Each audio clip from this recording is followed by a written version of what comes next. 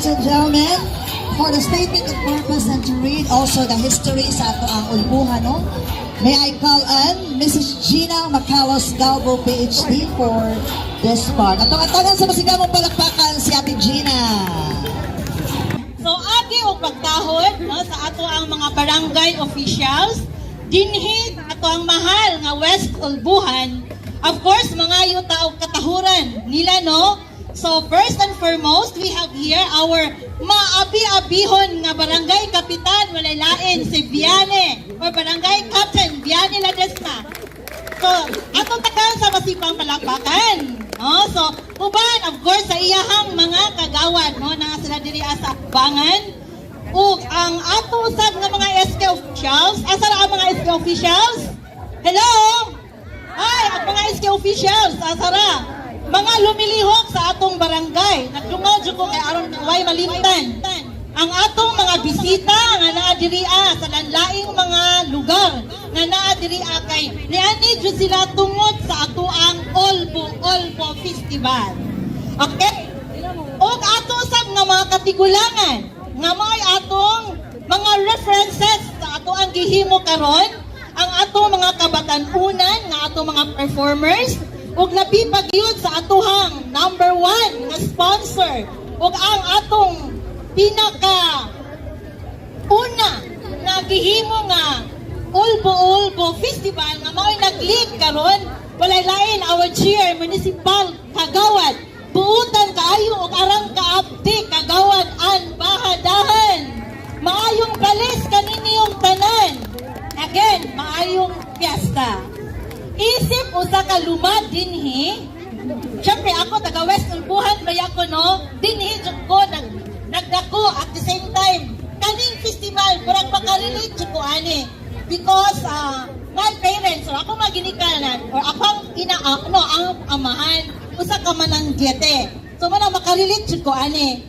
And then ako gitahasan of course aron sa pagbagbat kaninyo nganong naa ta dire. So ngano nga naatay ingon ani nga usa ka talagsaon nga kalingawan sa usa ka barangay. Di ba? Talagsaon di ba? Okay. So kasagaran gyud sa atoa diri labi na sa ato mga kabatanunan karon dili na kaayo sila particular sa kasaysayan sa atong barangay, di ba? And then og sa atong nasod usab, murag dili na sa kaayo particular atong mga kabatanon. Of course, tungod na sa teknolohiya karon nga mao na ni bawi sa ilang mga oras. Unya di kita usab, no, kitang tanan nga naa dili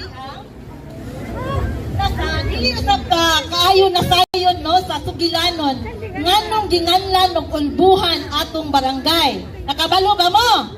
So wala. Ako sa una sa bata pa ko, na ako'y nadumduman na ang ulbuhan daw is nagsugod sa word or pulo nga ulbo-ulbo. But then, wala ko kabalo, this adjud gikan, unsay nag-ulbo-ulbo. So, sa ako ang isip, nakaingon ko nga, nag-ulbo-ulbo ang kanahang tubig dito sa pangpang. Mami akong kanahang una-una before sa bata pa ko, no? So, karon panahon na kini nga atong ipahibaw sa atong mga lumulupyo. Labi na gyud sa atong new generation ug sa umaabot nga generation alpha. Aron ila kini ipasa sa ilang sunod nga mga kaliwa. Unya, gihimo na to kining Olbo Festival aron sa pagpakita o pagpasigarbo sa atong lokal na kasaysayan, tradisyon o kultura sa atong barangay nga maoy atong gigikanan sa atong adlaw-adlaw nga panginabuhian isip lumulupyo sa ulbuhan. Kini usab nagmamalampuson sa pagpauswak sa turismo o ekonomiya sa atong dapit pinaagi sa mga sayaw, pagkaon ug mga aktibidad nga nagpakita sa atong gigikanan sama sa mga talagsaong sugilanon sa ulbuhan. Now, unsa man pud ang mga benepisyo sa pagbuhat niini? No? So una, gibuhat kini aron sa pagpakusog, sa pagpakiguban sa mga lumad o kabataan alang sa pagpreserbar or preserve sa mga kinaiyahan sa lugar. Ikaduha, paghatag o kahigayunan alang sa mga lokal nga mga negosyante o pagpakita sa mga talento sa mga kabatanunan nga mao gyud in taon ang ato mga performers karon sa atoang festival. Og sa katapusan, gihimo kining festival para masayod ang tanan karon sa history sa Barangay Ulbuhan.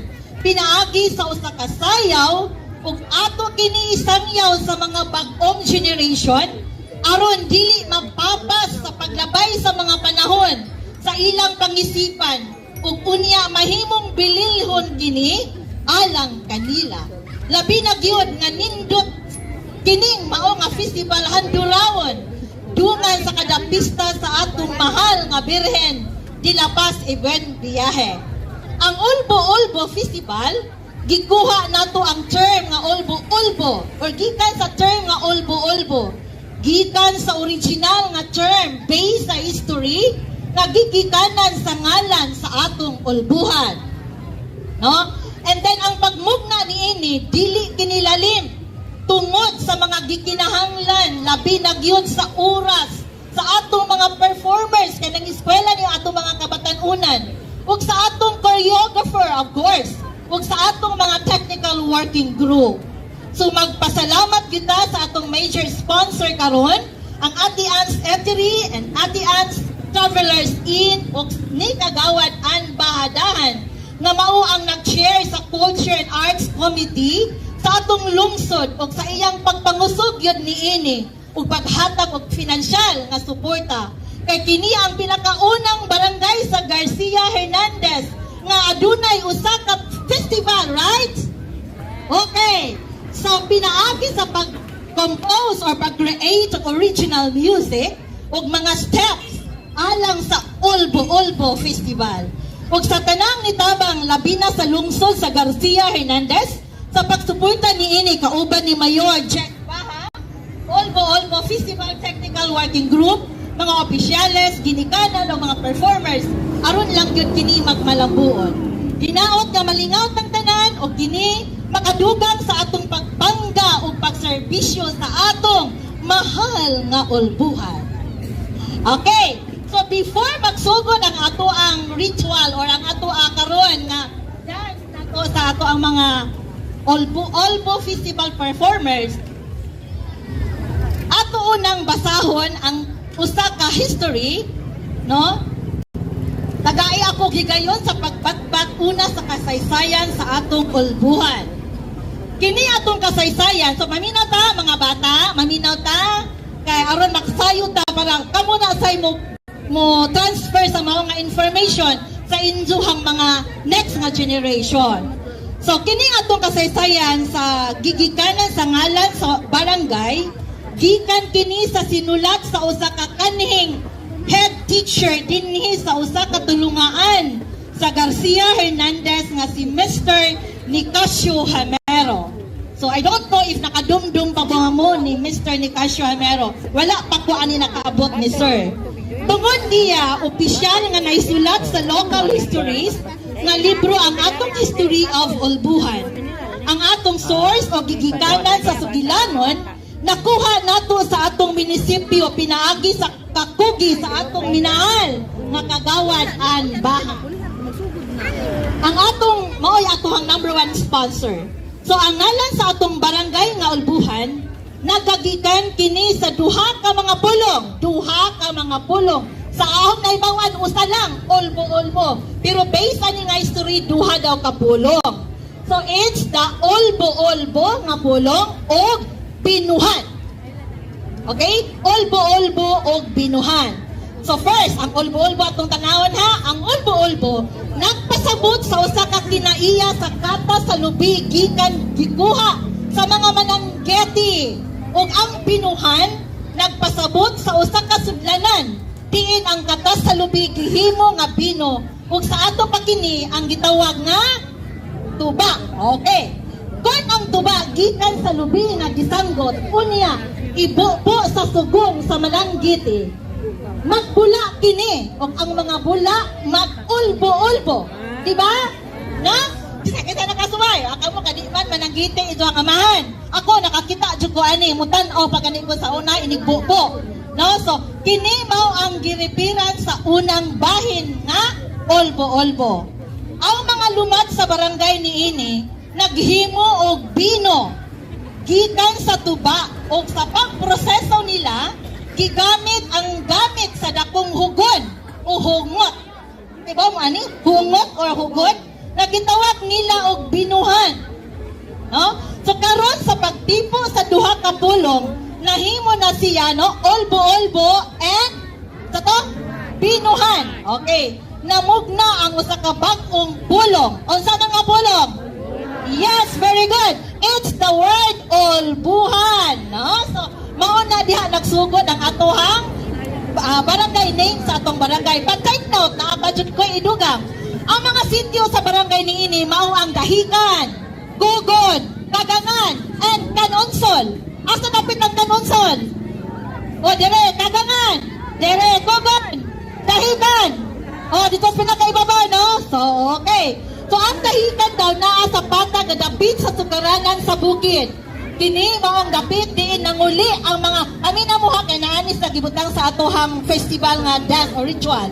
Kini mo ang dapit diin nanguli ang mga samaran nga mga langyaw nga muros. Human sa ilang pakigbatok sa mga nitibo nga mga gikan sa Olbuhan nga mga tao diri sa maong dapit nga nanalipod batok sa ilang kontra nga mga langyaw nga muros. Pag-abot sa mga muros dinhi nga pag-abot sa mga moros dinhi sa Dahigan no ni kamang sa yuta tungod sa dakong kasakit gikan sa mga samad nga nahiagom nga gihatag sa mga lumad tungod sa pakigbatok no. So grabe ang atohang mga lumad gyud nakigbatok sa mga langyaw gikan niini nga insidente ginganlan og Dahigan nganuman tungod kay ang dapit nga nagpasabot og dapit sa pagdahig or pagkamang-kamang sa mga moros. So therefore ginganlan siya og Dahigan. Kanunsol, ang mga moros nga namatay tungod sa mga samad sa Dahigan gilubong sa mga lumad sa silangang dapit.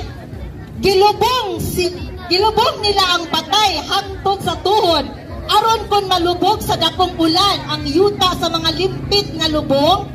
Ang mga bugog sa mga patay sa muros daw ulugwa gikan sa yuta. So kini nabantayan sa mga mata sa mga milabay. Gikan niini nga sugilanon ginganlan og dusol ang dapit nga nagpasabot nga mga bugog nga muulbo sa lubong maong nahimo siyang Kanunsol ang ngalan. Okay, from the word dusol.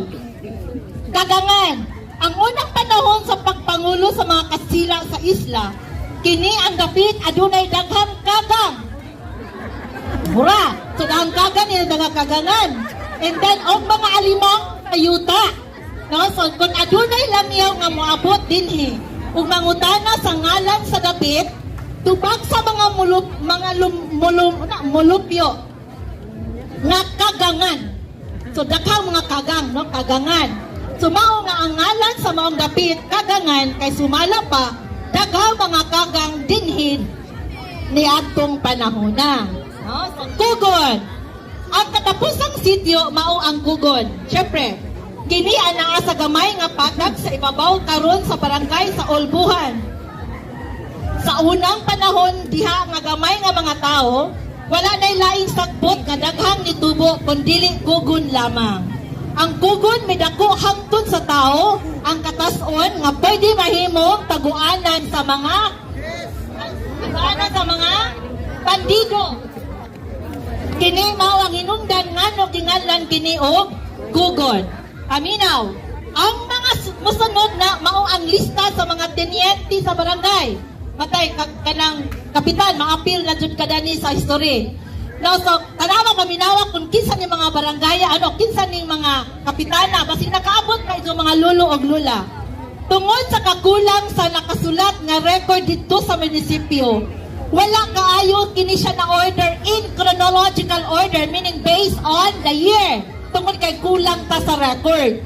So mao kini ang atohang mga tenyente sa una. Aminaw, Balbino Cuarisa, Miguel Macarayo, Santiago Alaan, Rufino Galbizo, Remigio Galendez, Ignacio Galimba, Valentin Galendo, Flavio Galendo, Romualdo Eliavera. So sago no, kanang S West no sa una.